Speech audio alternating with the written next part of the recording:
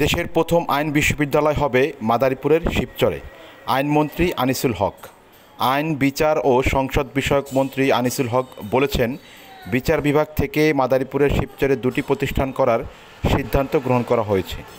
এরই মধ্যে chief judicial academy করার জন্য প্রস্তাব পাশ করা হয়েছে। এই প্রতিষ্ঠানের জন্য জমি অধিগ্রহণ ও ক্ষতিগ্রস্ত জমির মালিকদের ক্ষতিপূরণের টাকা প্রদানের ব্যবস্থা করা হয়েছে। আইনমন্ত্রী বলেন, প্রধানমন্ত্রীর নির্দেশে একটি আইন বিশ্ববিদ্যালয় স্থাপন করা হবে শিবচরে। এর নাম হবে বাংলাদেশ আইন বিশ্ববিদ্যালয়।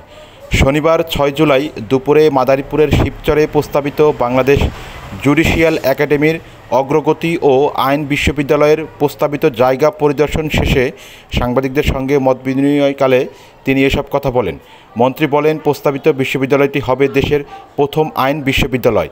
বিশ্ববিদ্যালয়ের জন্য পদ্মা সেতুর কাছাকাছি কুতুবপুরে পদ্মা রেল স্টেশনের পাশে পাঁচচর ইউনিয়নের বড় দোয়ালি, শিবচর পৌরসভার চর শ্যামাইল এই তিনটি স্থানের মধ্যে একটি চূড়ান্ত করা হবে।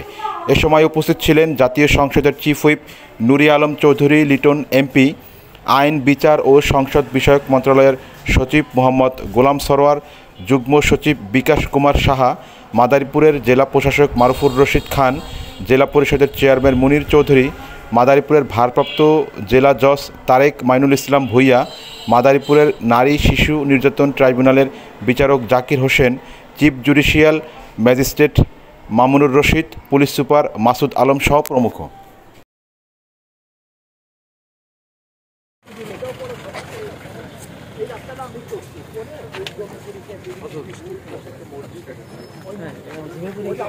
আমরা এখন এখানে ওই যে পাঁচটা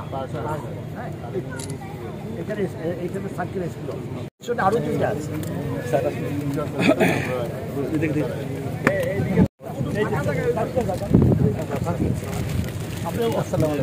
ওইখান থেকে যেটা দেখলেন মানে লাল পতাকা